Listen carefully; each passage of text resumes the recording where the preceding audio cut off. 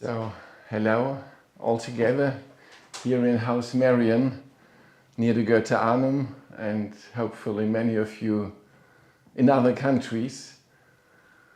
We are still in these important dates in terms of time in relationship to Dr. Steiner's biography. Today is, as you know, the 24th of September. And just 100 years ago, it was the day of Dr. Steiner's last lecture at the Goethe Arnhem for the workmen. So in the carpentry shop, it was the last gathering for those who built later the second Goethe Arnhem. And most of you will know that they had, in their working time in the morning, a break paid by the Goethe Arnhem, and Dr. Steiner came. And these lectures were different from other lectures because they started with a question, and Steiner asked, do you have an idea? That means, is there a question which came up to you? And this was the last gathering, in fact. And I found it so remarkable when I discovered only recently that the last question in the last lecture brought to Dr. Steiner from a young workman who was not so long on the Goethe Arnhem Hill, and he said he would like to know if there is a knowledge, an insight about what is a human being from, the origin of the human being. So a question towards the world history of what is a human being, where it is from. And this was in fact the last question brought to Dr. Steiner. And I mean, anthroposophy is partly the answer. But I think he was glad to listen to this young man in the carpentry building with this question: where is the human being from? The origins, but not in the sense of Darwin, but in a spiritual sense. And Dr. Steiner started to answer, and at the end of the lecture he said, now I started to give an answer. So this last official lecture was the beginning of answering the question, what is a human being? And I found this moving, partly symbolic, that Dr. Steiner's farewell, I know there was a last address, you know it better than me, it was 28th of September, so some days later, but in the official dates, or it was the last question, and coming from a workman, not from an anthroposophist. So this was today in the morning. But yesterday in the evening, and in the 100-year cycle, there was a final and also a culmination of the courses Dr. Steiner started here in September 5th. Over 19 days, 1,000 people, and in fact 5 to 6 parallel lectures a day. You know the story, I think most of you will know, of September 24, that all the priests of the Christian community, all those anthroposophical doctors who could come, all those medical students who could come, all the artists, the actors, the speech therapists who could come came, and all the members of the society who could come came, and all those who wanted to listen the class lessons and were members of the school came. And these groups waited for Dr. Steiner for the opening because the courses were announced. And the last evening was the 23rd of September. And this was the last culminating karma lecture. And in a way there was a huge tension in the room, not a tension in the sense of aggressivity, but in wondering, because Steiner announced this last lecture, and they all knew it will be special, because he postponed it several times. And then the day had come. And it is very remarkable what we have tonight as a theme, that it's the last lecture, Dr. Steiner, and the perspective. First of all, the historical perspective, but it's not only the past. And I think you all know that it has to do with Plato, and with Carl Julius Schröer, the one, maybe the most famous philosopher on earth until now. Maybe, I don't know, I'm not specialized, but so influential, especially for the Western world. But preaching to Asia or to the Oriental philosophy, this was a remarkable thing in Plato, that he had really an affinity to the East.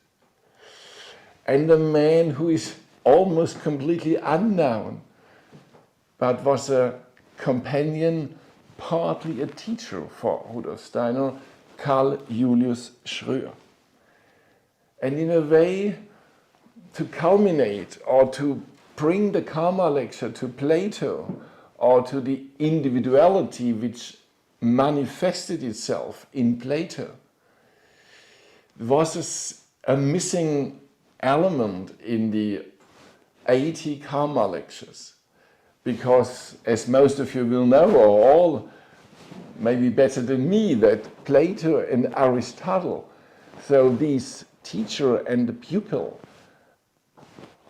especially Aristotle, was so important for the development of the anthroposophical movement as a Michael movement in the sense of the Karma lecture. But what about his teacher? And in all these 80 lectures, there was not a talk, no lecture about the teacher, about some pupils. Not only Aristotle, who only partly was a pupil, he was also a genius at his side.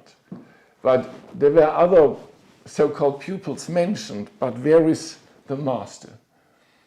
And also, you know, and we had lectures about it, the school of Chartres was quite a big thing in the Karma lecture, starting mid of July, but behind this group of teachers was partly Plato, but not there. So where is he? Was maybe a question, I don't know, about the questions of these anthroposophists at these days. And the other moving thing, and then I'll start my presentation, or will give you a preview of this evening now. The second moving thing is that all those who listened to this last Karma lecture realized that it's also part of Steiner's destiny. You can say this is true for all these 80 Karma lectures. It has to do with him and his mission and his task. But here it became, in a way, more intimate, quite close to him.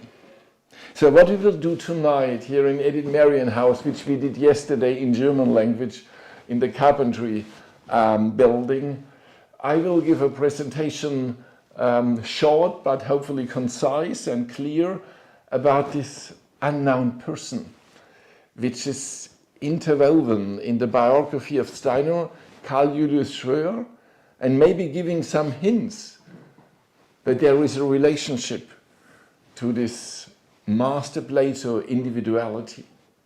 And then, without any breaks, I give it over to Constanza Kaliks, and she will go into Plato himself, his works, his spiritual intentions, aspects in 45 minutes. It won't be too long. So we only give some impulses. And maybe at the end, as I realized yesterday, there is missing a third element. It's quite often the case, you have one and the second and then, but the third element, these are you. So the activity of all of you, there is one pillow, another pillow, one statement, another, so maybe you have to come to the third statement to make the conclusion or to bring it further. So Plato, just to mention that Steiner said he was familiar, close to all old mysteries present in Greece, maybe also earlier, and with an incredible capacity of spiritual love, which has to do also with his affinity to the Oriental part of the world. He said he was really, in a very positive way, carrying an element which is not so at home in the Western culture. We can say it maybe spiritual devotion, also spiritual love, and a very artistic person or master. If I say master, I don't mean the inner close circle of the so-called masters, but there are also masters on earth as human beings incarnated, a master from a maybe non-anthroposophical terminus. And maybe if you consider him and his major impact on Greece, on the development of philosophy and thinking, and you wonder,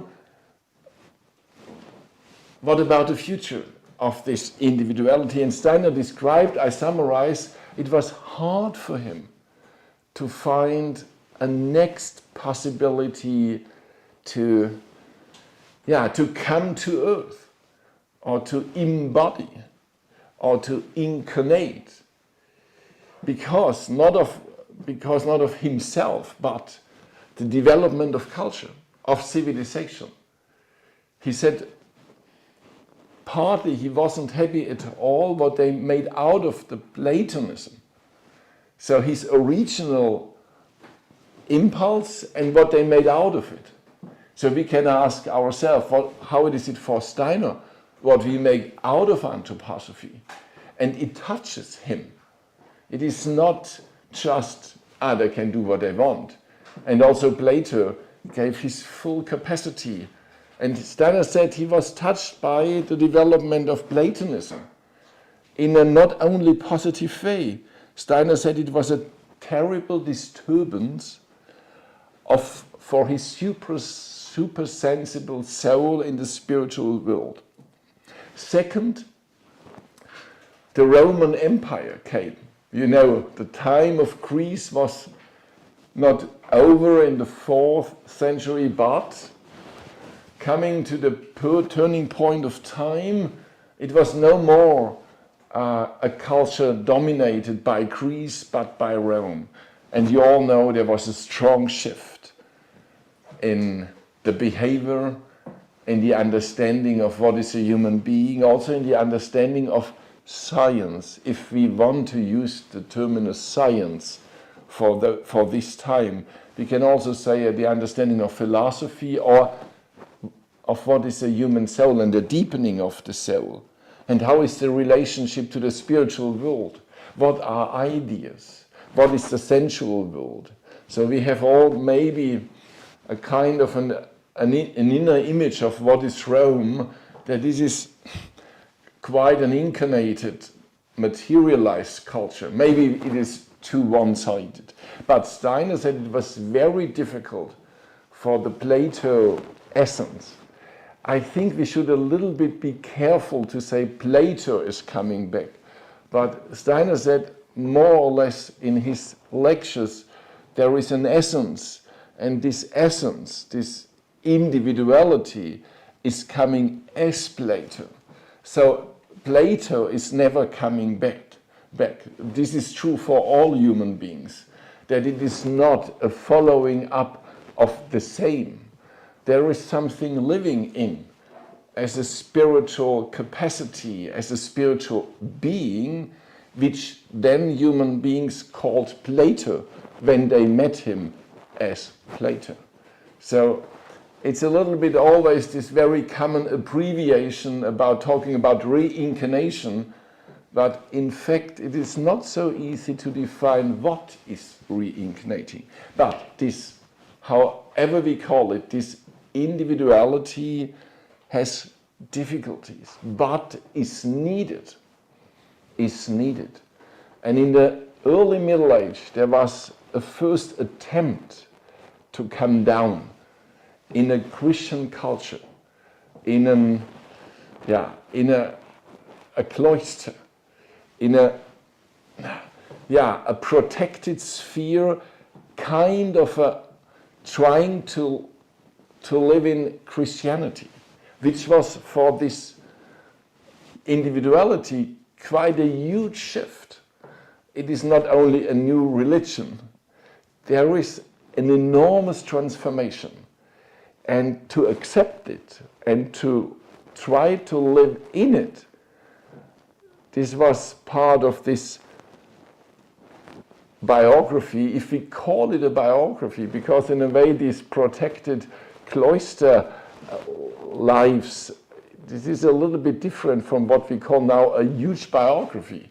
So, but in this time in the 10th century, there was a certain existence of this huge soul, and then going back.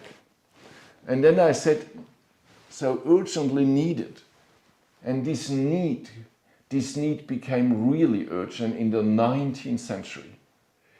Because in a way, as Steiner taught, it was from long time clear that the first Michael age after Golgotha will come in the last third of the 19th century. And the last Michael period before Golgotha, this was Plato's time, together with Aristotle. And now he is really needed that this has to come, but it is very difficult. Not so much anymore because of the new Christian culture. This is partly vanished. I mean, we can really ask ourselves, where is Christianity in the sense of at least the Dominicans living in the 19th century? It was a materialized, if we talk about Middle Europe, a materialized, more and more industrialized, natural, scientific, imbued culture. And there were still a lot of people members of the Catholic or Protestant church, but it has not a lot to do with the Christian impulse. So Christianity was maybe not the problem for this individuality, but the amount of natural scientific thinking and the amount and strength, and also partly, I would say, aggressivity. This was not a silent paradigm. I mean, in the 19th century, and this is a difference from the 15th and 16th century, there was a power behind to bring natural scientific thinking to the world government. So not in the terms of politics, but that, I mean, the leading natural scientists, they had the feeling we have to rule the world. We are those who give the laws, because we detected the real laws. And now we can optimize societies. We know how to do it. It ended up in eugenics, in euthanasia, in social Darwinism. This is not in the middle of the 19th century, but the tendency of this power, which has to do with Ahriman, the tendency was there. So the need for this soul to come and to prepare and to help, I would say, and on the other side, how? Extremely difficult. And Steiner said at the end there was a kind of, it was never a full incarnation. Steiner said, this was a person living in the ideas,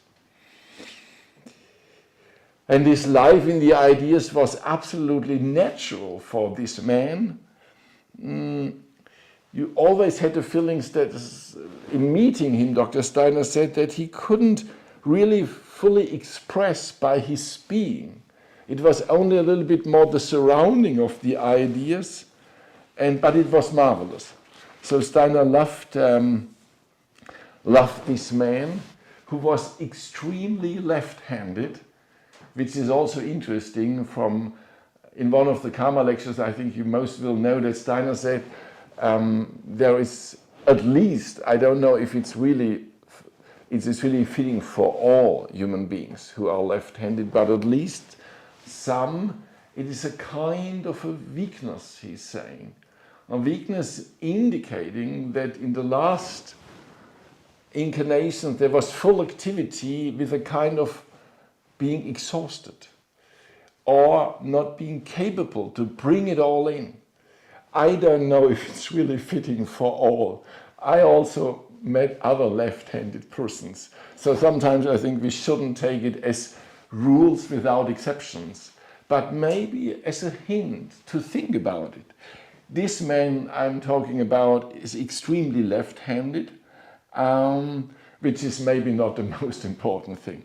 So we talk about a human being who came to Earth 11th of January, so at the end of the holy days and nights, beginning of the year 1825, quite a city, quite an old city, at this time called Pressburg, with an enormous castle, where Elizabeth, later of Thüringen, was at home.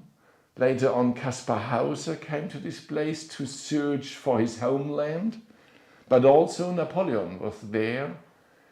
The river is Danube, what we call the Donau, and it is, and many of these regions are so interesting, where it's not a clear nationality, also not one language, but it is Hungarian, German, and Slovakia. So today it's belonging Bratislava, it's Slovakia, but at this time it was one of these interesting cultures in the plural sense. And the family Schröer had a strong inclination to the German language, but there were other influences. And he came into a very protected sphere. And this was for me very remarkable when I did some studies in the family, that his father, his mother, they had all a very strong and direct line to what we call German idealism in the purest form maybe, or let's say to Goethe himself.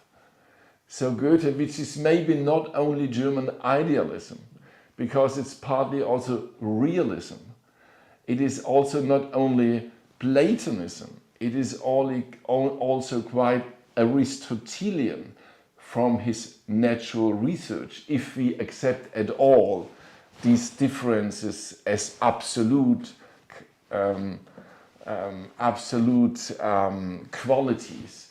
In Goethe, I would say there was a wonderful balance in between life in the ideas and life in the sensual world with full devotion and with scientific spirit, to see and to see clear and to see in detail and to memorize what you have seen and to be as attentive in the thoughts as in the sensual perception. A wonderful balance, and getting creative out of this balance. We know Goethe, and it's a German writer, and sometimes we can't hear any more of him. So maybe when I grew up at school, Goethe, it was old and it was partly national, but this man never belonged to a nation and never belonged fully to what we call Germany. And interesting that the father of Carl Julius and the mother and he himself, they had this enormous link, affinity, also searching and for desire, I only would say for Weimar.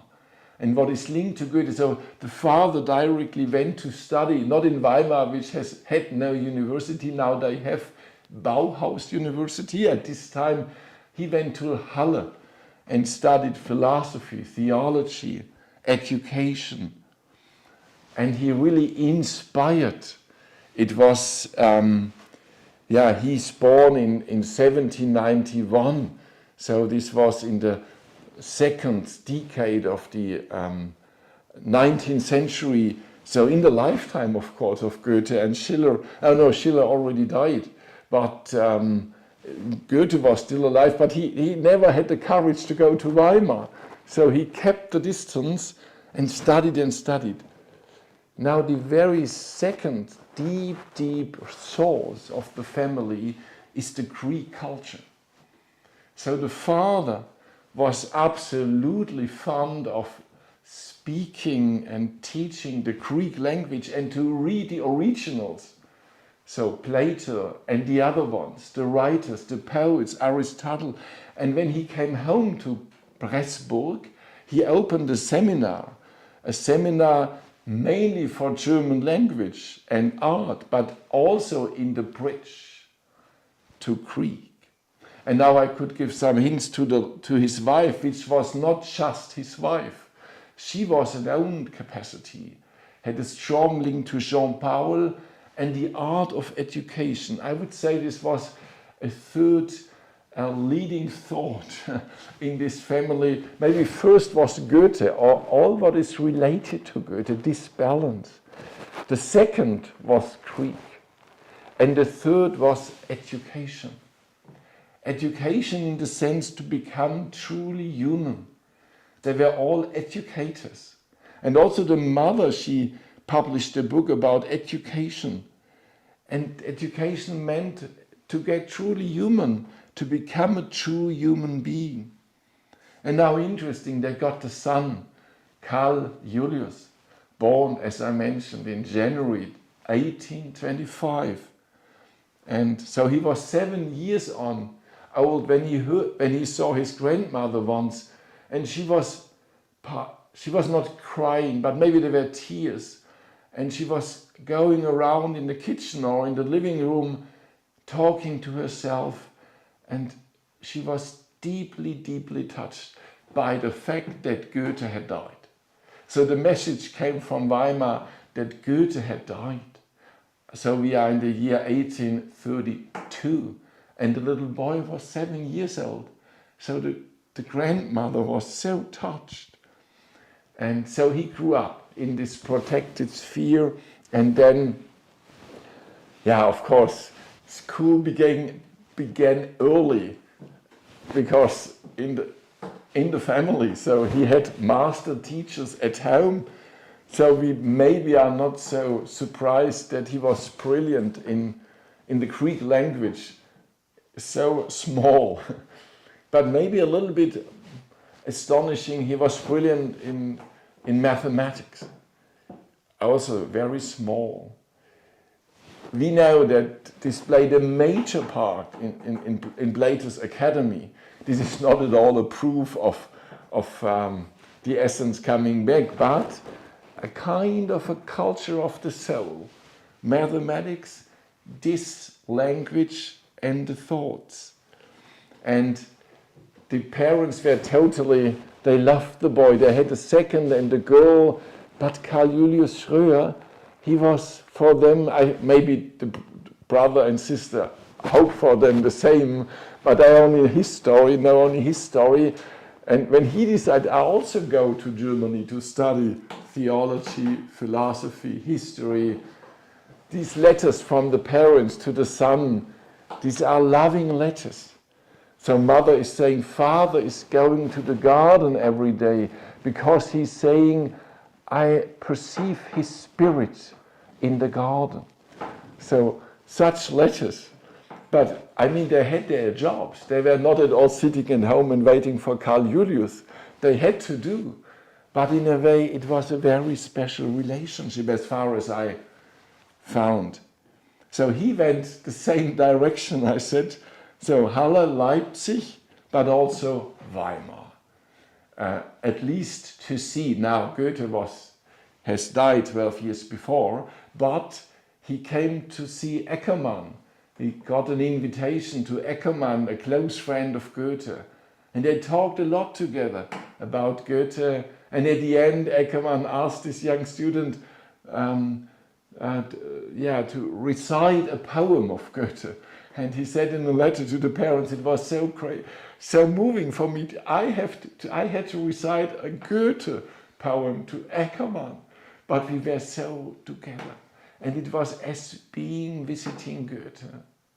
So in a way, from a spiritual point of view, Goethe died. But the spirit was still active. And the place was not just a place. And still today, Weimar is not just a place with some old houses and a monument. It's more. And this individuality of the person now, where the individuality is manifesting, I would say to a certain extent, was directed by the family, which was a kind of an envelope. I said to you, it was difficult for him to embody, and he never fulfilled. But partly he was there, and the envelope to protecting self was German idealism. Or better to say, it was a mixture of Goethe and the bridge to the Greek culture in this. Yeah. So, good. He came a second time with the father. The father visited the son and came also to Weimar, so because now he had the courage to do it. But this is not the point. Now he has been to Weimar, and now what to do now? And he had a feeling he had to go to Berlin. This is quite interesting. The way from Weimar, the oasis of Weimar, to Berlin. Later on, this was the way from Schiller, but he failed because he was too ill. Schiller had a feeling Weimar, he loved Weimar, but it's too small. Or better to say, the battle of modern times, they can't be won in Weimar. So Goethe stayed there for his whole life. Ortega y Gasset thought maybe better to go for him as well, but he stayed. And Schiller wanted to go to Berlin, but he failed physically. The man we know quite well who did it was Steiner, staying 7 years in Weimar and down straight forward to Berlin. So Schröer came to Berlin, but he did not fail, but he didn't feel welcomed. So from a spiritual point of view, Steiner said something happened. I mentioned that Schröer came to Weimar in 1843, 4, 5, if I'm correct. So Steiner said something happened in the culture and civilization in 1843 and 4 in Middle Europe. And he said Ahriman became incredibly present in the human affairs. And in the years 1843 and 4, Ahriman essentially acted. And then he said it was in the Apocalypse course for the priests in September 24 and for the esoteric board of the Goethe. You said, Ahriman active, but this was a silent time in Berlin, 1843 and 4. But Steiner said, the results come later. But the major actor was Ahriman.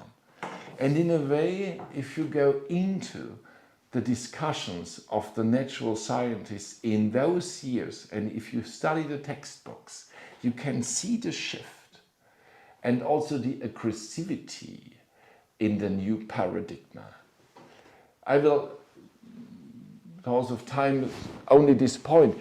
In a way, he did not go into Carl Lewis, the modern debates of the newest book of Virchow and so on, but he felt unwell.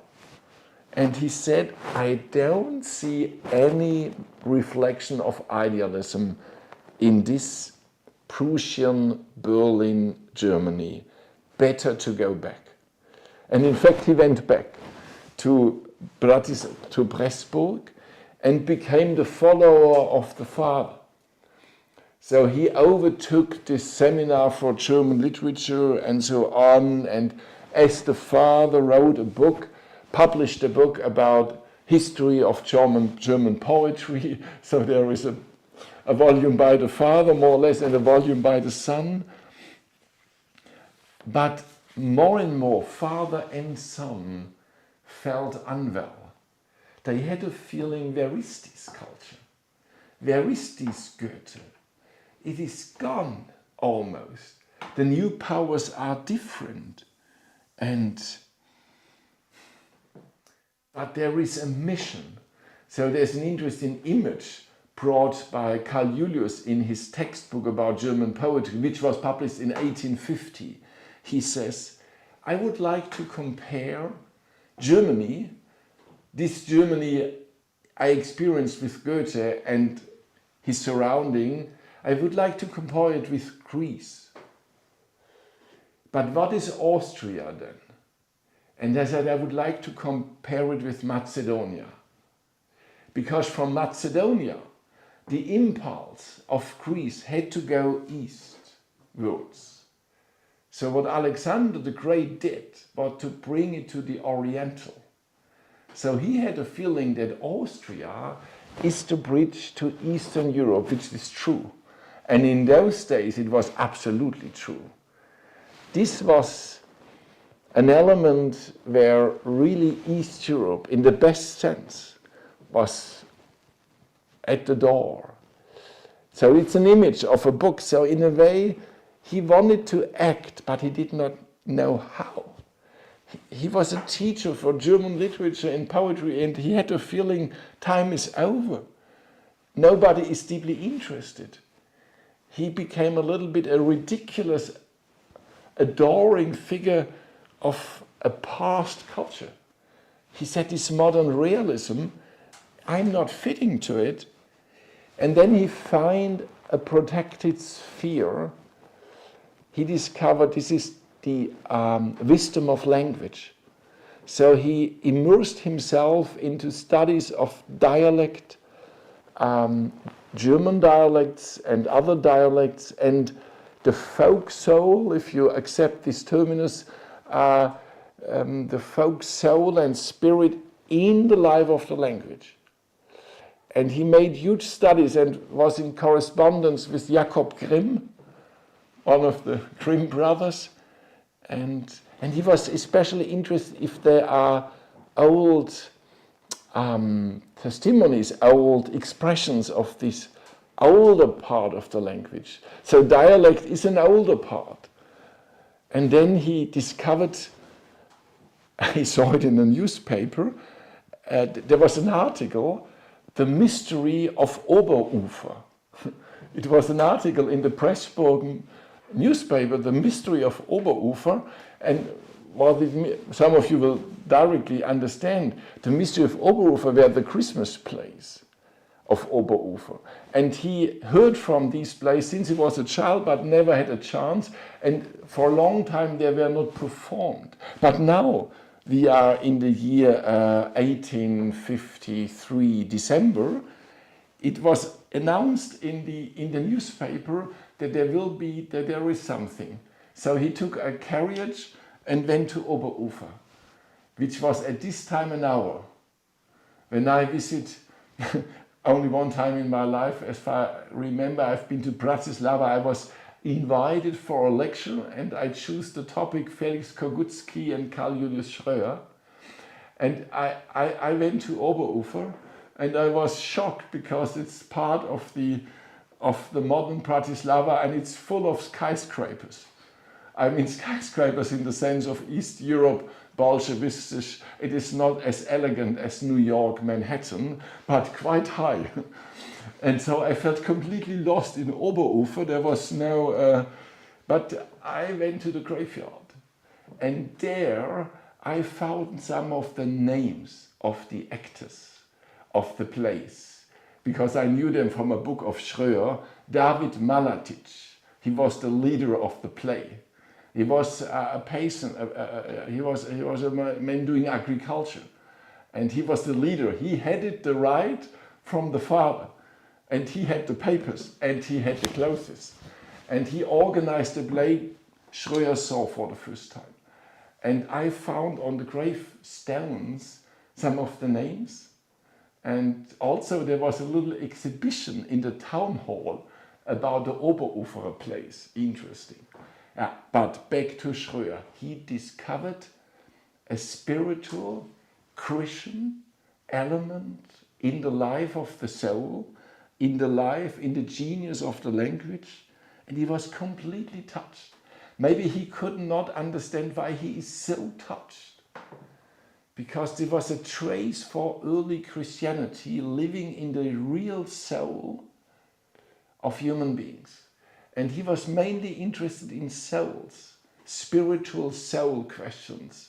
And this mixture of language and the spiritual impulse as the Christ mystery. So, and most of anthroposophists know that he was the man who published these plays. He got, after long discussions, conversations with Malatich, the right to publish them. And were clear in Weimar. First, not in a book, but in a journal, which was called a Weimar Journal for German Studies or German Literature, and as a book in Vienna, in Wien. This was maybe Schröer's last hope, Wien. Also Paul Celan in Czernowitz, the hope was Vienna. But we are here earlier. He had a feeling there is no progress in Pressburg, nor in Budapest, where he tried to become a professor at the University of Pest. They were divided, but maybe Vienna. So the book was published about Oberufer in Vienna, and not because of the book, but he became a job in 1861, in January, to become the director of the Protestant schools of Vienna and Austria. The Protestant schools were the minority, the Catholic schools were the majority, and he became the man. And interesting also the place, Karlsplatz, in the middle of Vienna, and beside him, next building, was a polytechnical institute, a technical university. So he came in and overtook the job in March 1861, and Steiner was born in February 1861 and came at the beginning of the Michael Age, that means in October 1879, as a student next house. And at this time, Schröer was happy because he got a little professorship in this technical high school, because he was happy because he had a feeling if such schools became pure engineering schools, then you can't save culture anymore. Then these engineers of the future, they only have a mechanical thinking. So we have to bring the impulse of the ideas, the spiritual world, in the sphere of mechanical thinking. And so Steiner, when he started, heard lectures of Schröer about Goethe and Schiller, and so he came into this materialistic, natural scientific, and he met at the same time a person who was really knowing Goethe, almost personally, but at least very from the inside, from the spiritual, mainly, I would say, Platonic impulse, but I don't want to use it too often now, but not from a point where Steiner became more and more interested. Goethe as a natural scientific researcher. This was unknown for Schröer. He was fond of Faust, the fairy tales of Goethe, and he became the editor in a new Goethe editions for parts of Goethe's work, but not at all for natural science. But Steiner came quite often to Schröer, also privately, because he was invited to the professor, and talked to him about Goethe's theory of colors and so on, and his own thoughts about it. And in a way, Schröer thought, oh, this is only a hobby, as we call it. This is maybe... But Steiner was so powerful in proving, no, this is methodological, approaching science. Goethe was as a genius also in this field. And then Schröer thought, maybe I should advise this man, this student, as an editor for this part of the new edition, which has to do with natural science. Very interesting. And he published a foreword. And in this year, he gave a lecture 50 years after Goethe died. That means in 1882, he gave a lecture about the importance of Goethe for the future. And he said, maybe there will be a strong impact of Goethe in the future of science. And Steiner said later, he did not know what he's saying, because in a way he had no clue of it. And he was very shy. He didn't want to have this intellectual, scientific world. But he opened, first of all, he opened Goethe and also, I think, Greece. I mean, this culture behind Goethe and this wonderful element of harmony and balance to Steiner and Faust, which is in part 2, quite going deep to Greek, not only history, but spiritual history, and partly Goethe, but not this part of Goethe which has to do with a kind of a new approach to nature in a scientific way. And last point, and I will really come to the end, not this what Steiner felt in Goethe, that behind Goethe there is also the question, what is beyond nature? I mean, the riddle of man can't be solved by nature. If you're looking for the true human being, you won't find him in nature. So in a way, and you won't find freedom. The idea of freedom is not, you can't detect it by, so there is something beyond. And in a way, Steiner from his first writings was not only following Goethe's path, but also the philosophy of freedom and the element of where is the true human being, and unsolved questions in Goethe's impulse. And there Schröer was quite shy. And in a way, he did not know if Steiner is following the right line or being too self-conscious. But he enabled him to go to Weimar, to overtake the next responsibility in Weimar, and to become the editor in the Sophian edition. And he visited Steiner in Weimar, quite interesting. Now he came to see not his son, but a kind of a pupil who is much bigger as the teacher in this case. But Steiner said, he was my dear teacher and friend.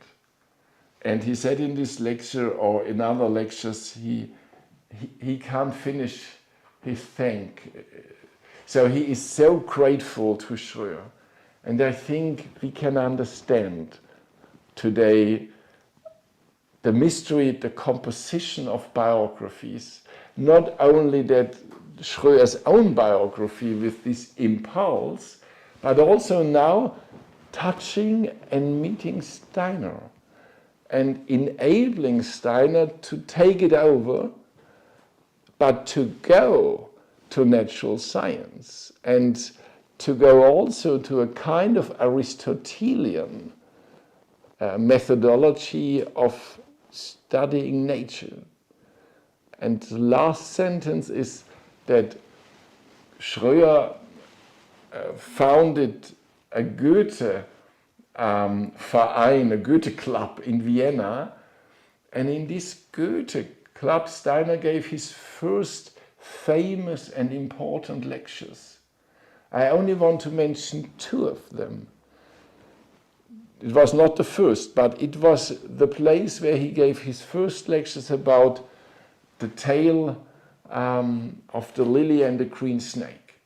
So his spiritual interpretation of it was first opened in this Goethe circle in Vienna around Schröer in 1891. But 2 years earlier, no, 3 years earlier, in 1888, he gave a lecture about Goethe's aesthetic thinking in the same surrounding. And there was this Professor Neumann, this Cistercian monk, who came after the lecture and said, but the seeds of what you have brought is in Thomas of Aquinas. And Steiner mentioned this encounter that the Dominican impulse came back to him by this monk or by this professor, but in between I and you. And this is insofar remarkable because in Dornach he said, you know, the modern Thomistic thinking, this is the Goethean approach. What we do here at the Goetheanum with the Goethean science, it is Thomas of Aquinas in our time. So in a way, there is a strong impulse, an Aristotelian one, but together with a Platonic one on the levels of the souls. And it is so interesting how in Vienna, by the Goethe Club, by the way to Weimar, and the Schröer personality partly incarnated, I would say, Steiner was enabled to go and to take, but not to take in the sense of grasping, but to overtake and to bring it to the future. And there he was so grateful, because he was never an initiate who just had it all in his own. No, he took it over and brought it further. And that's what we want to do as well on lower level. And therefore tonight we try to memorize, to take it over and to bring it forward. Also what I tried. And this is the right moment to give the word and the recorder also to Constanza Kaliks. And partly it's going back, but partly it's also you will feel and see bringing further in overtaking the responsibility also for the future of the Anthroposophical Society movement and high school in our time. Thank you very much that we had this time together, and we go on now with this so interesting step to Plato, philosophy, and yeah, thank you.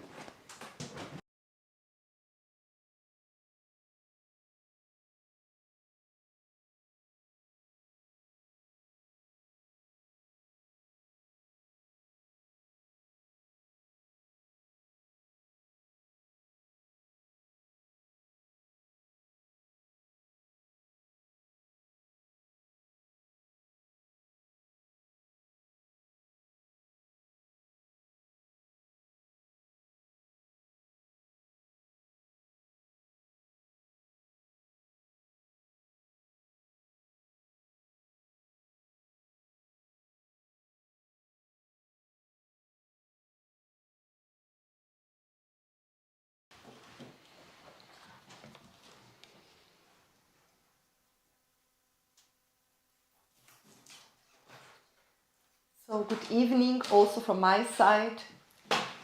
And after this big view into this individuality of Kaliks Schröer, who was a teacher for Rudolf Steiner, I would like to go a little bit into this big teacher, not only for Steiner, for Schröer, but for the whole Western civilization, as we already heard, Plato. We can say that all thinking, or almost all thinking and understanding of the world, most of the reflections on knowledge and the possibilities of the human condition can be traced back to Plato. So his thinking was also the base to make it possible for Christianity to become a philosophy, to become something more than the narrative of a happening in ancient times in this place in Palestine. It became later, through the centuries, a whole construction of thoughts that means it was possible to go with thinking and with understanding deep into that what happened. And this is thanks to the ground that Plato's philosophy, Plato's thinking enabled. And we will come back to that. Plato was so far really a teacher for our Western culture until today in many, many senses. He was also the teacher for many years, for 20 years, of Aristotle. Aristotle studied with him. And then Aristotle took his learnings and transformed them and made his own work. And Plato is a teacher in many, many senses. He's also a teacher in the method. The way he brings the content, the way he brings the seeing and understanding of the world to his pupils, to those who are around him, to his friends, we can say, is the way of dialogue, of talking, of developing knowledge in the actuality of the in-between with those who together are looking, are seeing what is there to be seen, what is there to be developed and discovered. And so the dialogue is not just an outer form. If we read the dialogues of Plato, we will see that they are real dialogues. He is really talking to real people. Some of them are kind of creations, but many of them we know that were real people with real stories behind them. And he takes in the dialogues the arguments of those who are talking with him, and in the exchange the thoughts came into light. He teaches us that. So he is a teacher in the method, he is of course a teacher in the content, in his legacy, and he's a teacher in asking questions. Yeah, Rudolf Steiner learned also with and from Plato. And we can see that, I would say, this dialoguing with Plato's way of seeing the light of the world in many, many moments of the lectures and the writings of Rudolf Steiner. This is not the topic of today. The topic is to go a little bit into the Phaedo, into this very well-known dialogue of Plato. But we can see that this learning is not a learning just once by Rudolf Steiner, and it's very interesting also to read in this very important book of Martina Maria Sam, who put together all the books that were in Rudolf Steiner's personal library, to see how many books Steiner had from Plato. And until 1922, he takes new books, new editions, new translations of books he already had before. So he stays learning and reading Plato. Yeah, and very early we can say, 1901, 1902, Rudolf Steiner will speak about Plato. He will give lectures in Berlin about him. And some of these lectures then he will write them down in this publication, a very well-known book. It's GA number 8, The Christianity as a Mystical Fact and the Ancient Mysteries. And in these lectures, there were many lectures, 24 lectures on Christianity as a mystical fact, and they were held in Berlin in between October 1901 and April 1902. In these lectures he will address specifically some of Plato's works and Plato's idea. And I would like today, very shortly, very briefly, to bring a little bit of that, what Rudolf Steiner says about Plato at that point. He will refer to Plato in many other places and moments. I would like to bring some of the thoughts on these lectures. Then I would like to give as an example of that, what Rudolf Steiner also says in these lectures about Plato as a ground for what will then come as Christianity in philosophy. And the example will be through another thinker later, that came later as Rudolf Steiner, and this is Simone Weil. I will bring briefly something on her writings on Plato and Christianity. And then finally I will arrive on Plato himself, and I would like to bring short passages from two of his many well-known dialogues. One is the Phaedon and the other one is Timaeus. So this will be a brief moment today about Plato. So Rudolf Steiner describes in these lectures that for Plato this realization that the soul is an eternal being, that the soul is not a being that would die with the end of the earthly life, but will still survive, so to say, and have duration, that this was not something to be proved logically.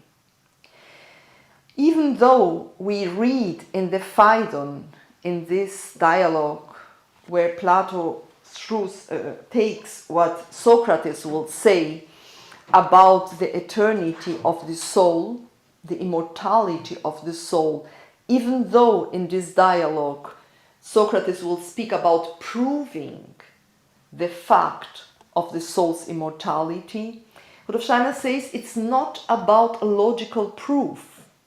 It has nothing to do with logical proofs.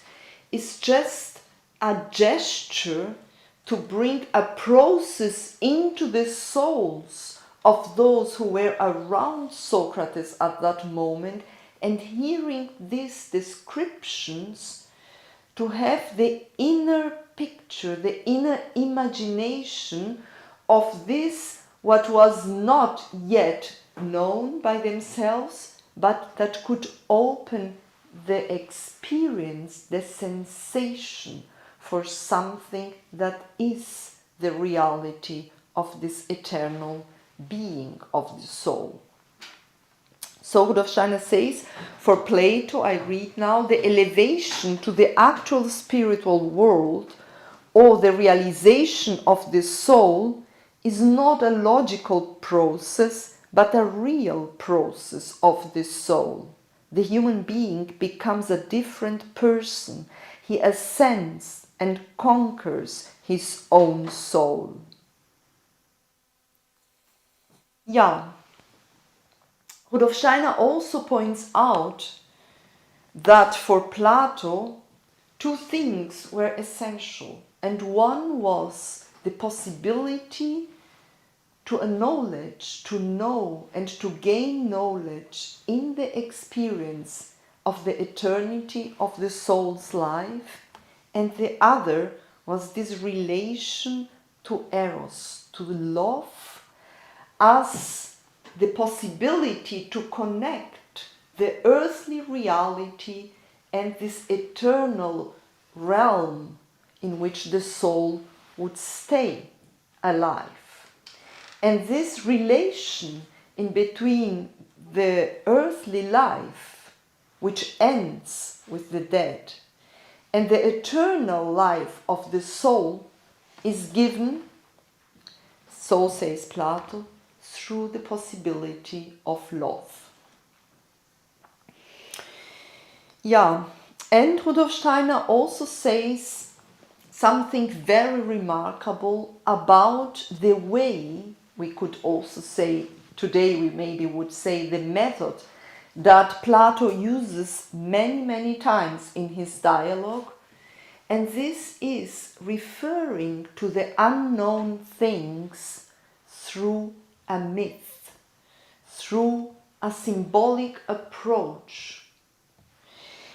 And Rudolf Steiner says that the myth, this mythical approach, this symbolic approach, this imaginative approach, is given by Plato not as a narrative of something, but as, and he says, it's even funny in his lecture, is the same as if you would tell someone about an unknown landscape for the person, a landscape in which you have been already.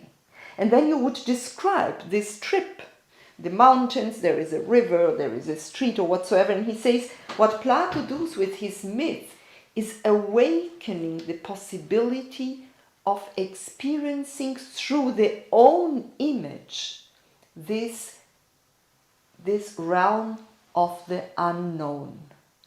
And he says it is as if you would use a tourist book, a Baedeker. This was this tourist books for the tourists at that point. There exist in Germany until today, the Baedeker.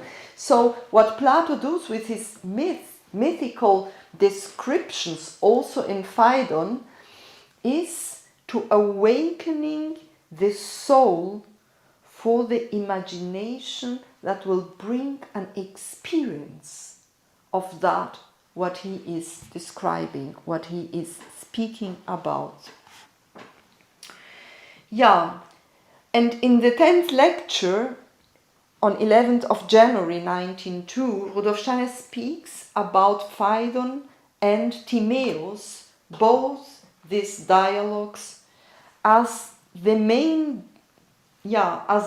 topics, as the main works in the whole work of Plato. He says at the center of the Platonic structure of ideas is Plato's discussion on the immortality of the soul, the Phaedo. And this dialogue is perhaps the most important of the Platonic dialogues apart from Timaeus. Yeah.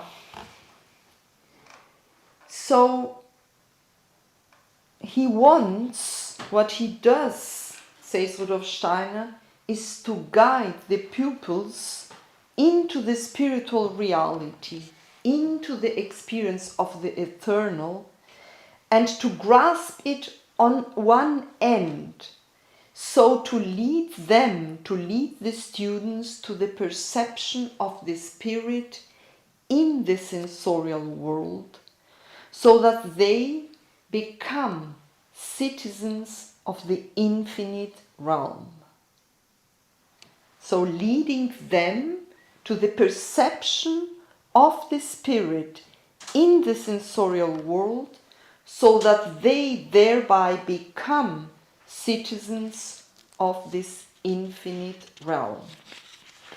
And so we can see it is leading them into an experience. It's knowledge as participation, as transformation. Yeah. And then he will say in the 11th lecture on the 17th of January, he will speak about Eros as the mediator between the sensorial and the spiritual world, and how Eros, how the love, can lead from the sensorial world into the spiritual fullness. And then he will say that the work of Plato enables the transition to the Gospel of John. He says, and now I read, Timaeus and Phaedo, which lead out of philosophy into mysticism, are the pinnacles of Platonic philosophy, and these will lead then us to the Gospel of John and to the Apocalypse. Yeah, and then Rudolf Steiner in his lectures will enter Christianity, and he will say in the next lecture that what was the essential, the fundamental fact of Christianity is the fact that, I read, Christianity is direct, real life. Life as it's presented itself for the ears and the eyes. Yeah, so Christianity was something that happened in a certain moment, in a certain place on earth, and it was witnessed by those who were there, and this witnessing then became the narrative, it became the history. Something happened at that moment in this place. It was not at all a philosophy or a construction of thoughts. It was the witnessed reality for those who had these impressions, who had this experience, who saw what happened, so to say. And these narratives then, in a certain sense, were brought to many, many places. And then we can see that this will become, in the coming centuries, more and more something that wants to be understood, that wants not only to be received as a narrative of facts or of facts for those who were witnessing them, but as something that can maybe more and more be also experienced as something to be thought. And the Platonic philosophy gives the ground for that.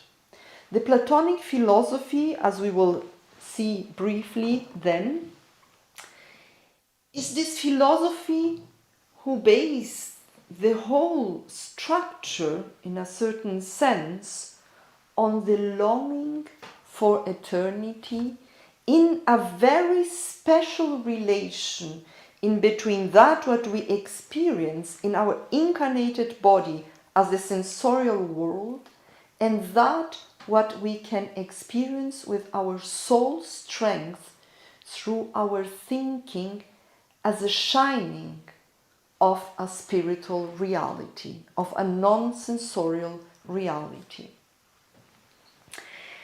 And this, in a certain sense, is the, we can say, is the place in which Christianity could then be received and could more and more become a frame of something that can be, at least for a beginning, become into the form of something to be also understood. And we will see that through the centuries, and we have many important actors, we can say, or participants in this transformation of something that was witnessed into something that we will more and more be witnessing with our capacity of our understanding, of our intelligence, of our knowledge. And in the 20th century, we have an example of that. It's a wonderful example that I would like to refer briefly here. And this is Simone Weil, this French mystical thinker, we can say, and social activist and social engaged person. She lived from 1909 until 1943. And I will refer shortly from some texts that she wrote from November 41 until May 42 in Marseille and also in Casablanca. And what she wanted to do was to find the most beautiful, she says, she writes, non-Christian writings on the love of God. She looks for the most beautiful non-Christian writings on the love of God. And then she reads Plato and Pythagoras. And then she also describes this path in which way Plato will lead her to an understanding of Christianity. And I would like to bring one example that she brings in her book, in her writings. And this example is about the understanding of Trinity. Trinity is one of the, we can say, of the basis of the colors of the Christian experience, the relation of the Trinity. And she will then take texts from Plato and show in which way they lead then to the understanding of a specific passage as an example of her to St. John's Gospel. And it is about the knowledge that already starts with Pythagoras, the knowledge of proportion. We can say the doctrine of proportion. And she writes,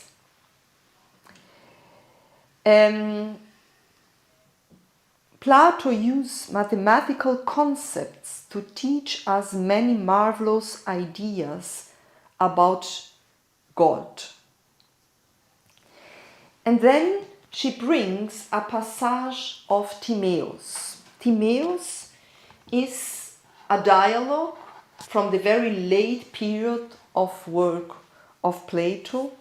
And in Timaeus, I will say just a brief introduction to this very important work, as also referred by Rudolf Steiner in his lecture. Timaeus is the story or the description of the world's creation. And in Plato's world's creation, the act of creation is the act of order. The creator, the demiurge, this is the name that he gives to the creator, he orders the substances that are in a chaotic situation. His act of creation is not creating out of nothing, but he takes what is there, this chaos, and he orders it. And he orders the chaos, the substances, in the ordering them in earth, water, light, and fire. So he will separe the substances and then bring them together again in an ordered way. This is the act of creation in Timaeus, is the ordering of what is there. And this is a very important image for creation, because then we will see that not only the world was created out of this order, and then the world will receive the world's soul. And the world's soul will trespass all these ordered substances. And then the individual souls, the human souls, will be also created, and they are related to this soul that transpasses the wholeness of the cosmos. And the human souls will be on earth able to create order through the capacity of knowledge. Knowledge is creating order. Knowledge is always structuring something that is perceived. And then we see how Plato connects the eternity of the soul with the eternity of the being in the cosmos through this very tiny but very strong capacity of the human soul, thinking, participating on ideas. Yeah, and so coming back, Simone Weil will then quote some lines of Timaeus, and immediately after she quotes some lines very well known for many of you probably of the Gospel of St. John. And I would like to read both, one after the other, as she wrote it in her book, in her letters. So it's Timaeus, 31c, for those who would like to see it in Plato's dialogue. However, it is impossible to join two things together without a third, because only a mediating bond can form the union between the two. Of all bonds, however, the most beautiful is the one that makes itself and the objects connected by it into one as far as possible. Proportion is there to bring this about in the most beautiful way. For if of three numbers of or masses or forces of any kind, the middle one relates to the last one just as the first one relates to itself, and again to the first one just as the last one relates to itself, then it will follow that if the middle one is placed at the first and the last, and the first and last at the two middle places, the result will necessarily remain quite the same. But if this remains the same, then they have all truly become one with each other. The Gospel of St. John. Holy Father, keep them in your name whom you have given me, that they may be one as we are, that they may all be one, even as you, Father, are in me and I in you, that they also may be one in us. And I give them to the glory which thou gavest me, that they may be one, even as we are one, I in them and thou in me, that they may be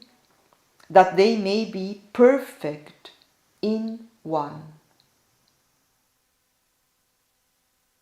I in them and thou in me, that they may be perfect in one.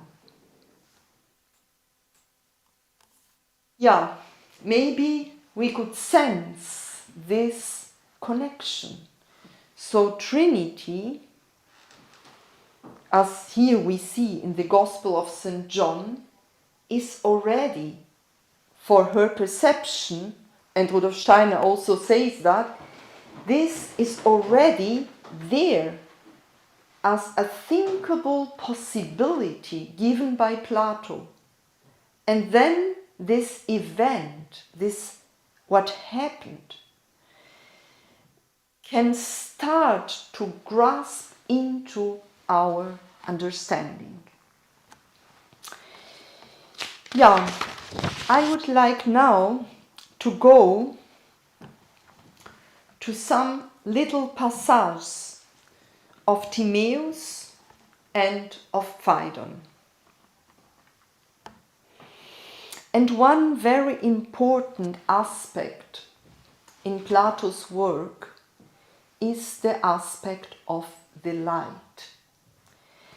And we will maybe remember this myth of the cave. It's a very well-known myth for the Western culture, the myth of the cave, in which Plato describes how the human beings see the shadow of reality. The sun is shining behind, and they are looking into the cave and seeing shadows. And at certain point, one of them will turn around and will see the reality, but will also see the excessive light of the sun. And this huge light of the sun will first make this person blind, because it's so much light. And then the eyes will turn into the possibility to see this reality, and he will come back. And what if he tell the others that what they are seeing are just shadows? I will not go into the myth of the cave now, just remembering the elements, this huge image of the knowledge of the world as the light of the world. And this is more than just a metaphor, we can say. This is a guidance for the soul to have an experience of this inner light, an experience on that fact that in understanding the reality shines in our own souls again and renewed. Yeah, so this parable of the sun and the light of knowledge is something very determinating, we can say, for the Western understanding of knowledge. It permeates the way we think on knowledge until today, we can say, in a certain sense. Yeah, and so we can see in Timaeus, I will now quote this about the capacity to see. And there we read, in my opinion, sight, seeing, has been the source of the greatest benefit to us, because not a single one of our present knowledge and discussions about the universe would have been possible if we had seen neither stars nor sun nor world buildings. So no one of our knowledge topics could be there about the universe would have been possible if we had seen neither stars nor sun nor these world buildings. But now we perceive day and night, and also the relations of numbers and the concept of time. And we have been inspired to investigate the nature of the universe. And through this we have advanced to philosophy, which is the greatest good that has been ever and ever will be bestowed on the mortals as a gift of the gods. I read it again. In my opinion, he says, seeing has been the source of the greatest benefit to us, because not a single one of our present knowledge and discussions about the universe would have been possible if we had seen neither stars nor sun nor world buildings. But now we perceive day and night, and also the months and the cycles of the years. And through all this we have received the relations of numbers and the concept of time, and have been inspired to investigate the nature of the universe, and through these we have advanced to philosophy, which is the greatest good that has been ever and ever will be bestowed on the mortals as a gift of the gods. So we see, because we see the stars and the sun, we are then able to perceive day and night and the rhythm and time, and then to understand that what philosophy can bring to us as the greatest gift that was ever given by the gods and will ever be given by the gods to the human beings, starting with seeing. But then he also says, God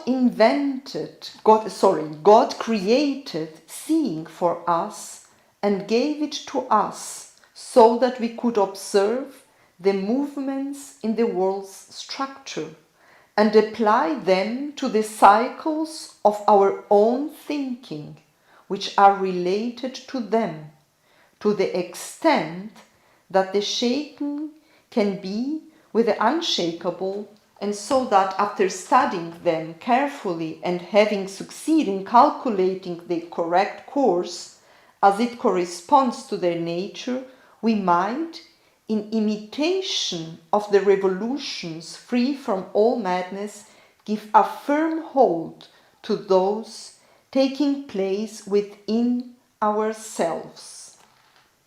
So first we see, and then we learn this, and then we can produce, we can create that firmly as thoughts in ourselves. And then he says, and so the same relation also applies to the voice and the hearing. And they were given to us by the gods for the same reason and for the same purpose. For speech is destined for the same purpose and contributes the greatest part to it, just as the musical use of the voice is given to us in order to make harmony accessible to us alongside hearing. So this is Plato. He teaches through the dialogue, he teaches through hearing and speaking. But the first thing for knowledge is seeing. And all then follows from this possibility to learn to see. Ja, in Phaedo, and with this I will start to go to the final motive. In Phaedo we find Socrates in his last hours of his life. So he went through a trial and he was then condemned. And in this condemnation it was said that he would take the poison and he would die taking poison. And then the last hours of his life, he spends them in dialogue with his friends, with his students, and he speaks about the eternity of the soul. And he tells them about the eternity of the soul facing the coming death. So if we read the dialogue, we can maybe ask ourselves how many hours this dialogue took there. Maybe some hours. That means he's speaking about something he will then experience himself in few moments. And he speaks about the eternity of the soul and that the eternal can be experienced by the soul completely and fully after the soul is not anymore attached to the physical and bounded to the earth through the body. The pure knowledge for Socrates will be just experienced when the soul can totally participate on eternity after the threshold of death.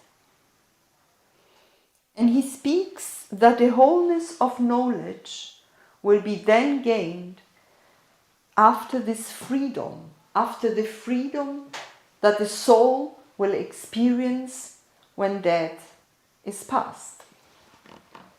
And we can, in a certain sense, be astonished on the radicality of this, what Socrates is telling his students in face of the moments that will come also from himself. And I would like to read a little passage of Phaedo, of this final discourse, these final moments in Socrates' life, in the life of Plato's teacher. And just some lines. It is really quite clear to us that if we ever want to recognize something purely, we must detach ourselves from it and see things for ourselves with the soul. And only then will we realize what we desire and whose lover we claim to be, wisdom, when we are dead, but not while we are alive. So, wisdom, that what we claim in love for, we will just realize this what we desire, he says, this what we desire when we are dead, not while we are alive. Yeah, the soul then will be able to participate fully in the truth, to participate fully in beauty and in good. But this participation is also given to us, to the human being, on earthly life. Through our capacity of thinking and knowing, through our capacity of inwardly seeing, we are able to participate already in life to the reality of truth. And in admiration to the beauty of things, we are already on life, on earth, participating to the reality of beauty. And I would like to close these short thoughts on Plato, on this teacher, with some lines of Phaedo in relation to the participation on beauty.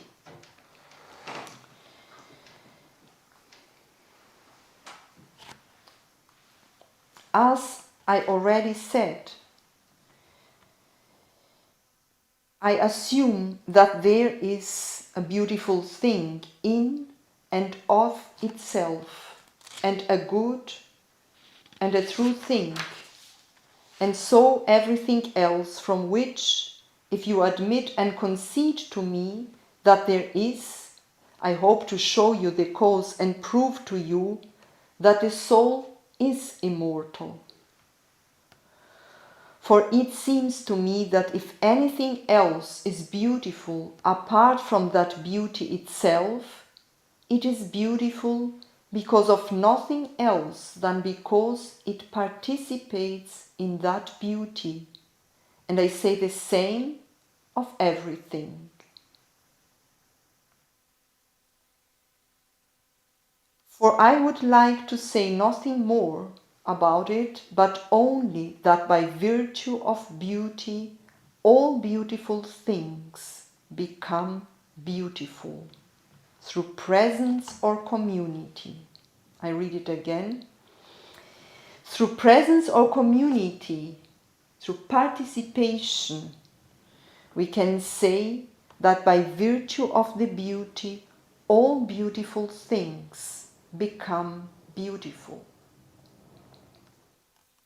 The soul is able to participate, to be part of, and he says, in presence or in community. And if something is beautiful and the soul is able to recognize this beauty, it's because the soul itself is participating in the reality of the beauty. Yeah, maybe this today, to close these moments on the 24th of September, and looking back to this 24th of September 100 years ago, through this lens of teaching and learning. Rudolf Steiner has a teacher, one of his many teachers, Schröer, and Schröer opened him possibilities to see. And Rudolf Steiner learned until the very end, I would say, of his life, still and again with Plato, with his thinking, with his teaching, and he learns also continuously with the main student of Plato, with Aristotle. And as Aristotle did with what he learned with Plato, we can say that Rudolf Steiner transforms what he receives in his learnings from the teachers, and he will create, he will order things also by himself. Yeah, maybe I close with that, and I would like to thank you very much in the name of the General Anthroposophical Section that you are here in the House Marion, and wherever you are around. Thank you and have a good evening.